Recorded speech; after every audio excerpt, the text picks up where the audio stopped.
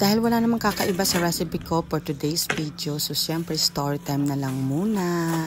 Story time ko is kung paano ko nakuha itong work ko na tinuturing ko siyang dream job. Bakit dream job? Kasi 12 years before ako matanggap dito sa work na to is grabe struggle talaga sa pag-a-apply. Pero talagang hindi ako natatanggap. Dahil siguro hindi naman ako magaling mag-English. Alam mo naman pag sa call center talagang papasok ka pa lang sa building, kailangan naka-English ka na agad. At syempre hindi naman ako na-practice ng ganun. At saka syempre yung self-confidence ko is hindi pa ganun katindi, diba? Siyempre, medyo nahihiya-hiya ka pa. Although marunong ako mag-English sa mga written, sa mga essay. Pero siyempre, iba yung salita, diba? Minsan, ang galing-galing mo mag-English sa utak. Pero ang hirap i-voice out, nagkakabulol-bulol ka. Nung mga panahong yun, dalawa na sa mga kapatid ko yung nakapasok sa call center. Yung pangalawa namin at yung bunso. Bali ako yung panganay, ako pa yung hindi talaga matanggap-tanggap. So dahil siyempre meron ng mga pera yung mga kapatid ko kasi nga nagtatrabaho na sila doon, isinuportahan nila ako, pinag-training nila ako doon sa isang call center training for 1 month. May bayad yun, 5,000. So, ayan, pumasok ako. Talaga binibigyan pa nila ako ng baon noon. Pero may anak na ako noong time na yun, nasa Bulacan. Iniwan ko lang.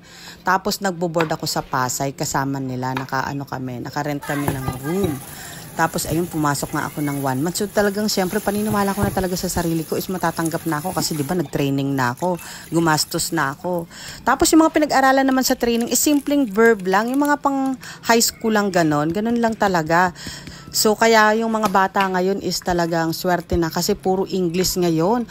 Kaya nga hindi ako, tutol ako dun sa all Tagalog na subject. Talagang ayoko yun. Kasi, yun nga kami nga na English na nung elementary. Yung math namin English na. Tapos may English subject. Tapos mga araling panglipunan. Di ba mga English yun dati. Tapos ganito pa, hindi pa nakaka-English ng matindi.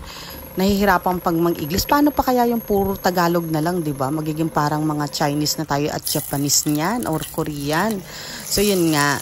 Tapos, ang ending, hindi naman ako, nakatapos na ako ng training pero hindi pa rin ako natanggap.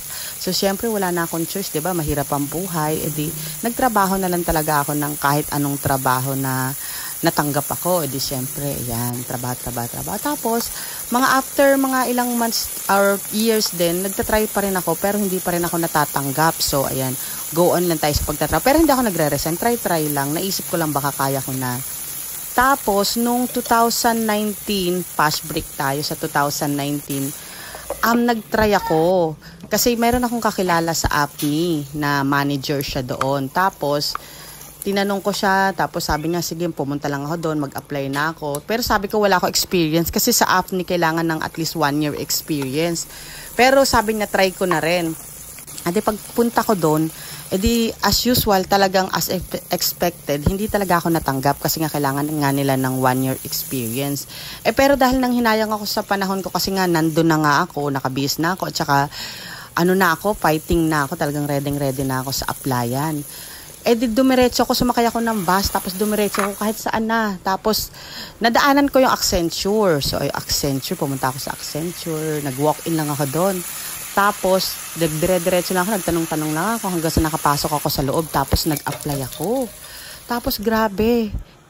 Ang tagal ng siguro na mga nagsimula ako doon 11. Natapos ako ng mga 1 day lang talaga yung process ng up to final interview. Tapos, sinabi, tatawagan na lang daw ako. Di siyempre, alam mo na yung tatawagan. Kabisado ko na yung mga word na tatawagan, di ba? Pag sinabing tatawagan, is reject ka na. So, hindi na ako umasa. Tapos, after 1 week or more than 1 week, tumawag nga for final interview. Tapos, anong oras ba ng gabi yun? Basta, gabi yata yun. Oo, gabi, 11:00 ng gabi yung final interview. Tapos, pagpunta ko doon is, ayan, natanggap naman ng lola mo. Di siyempre, tonto ako, hindi ako makapaniwala. Grabe, parang pangarap na nga yun.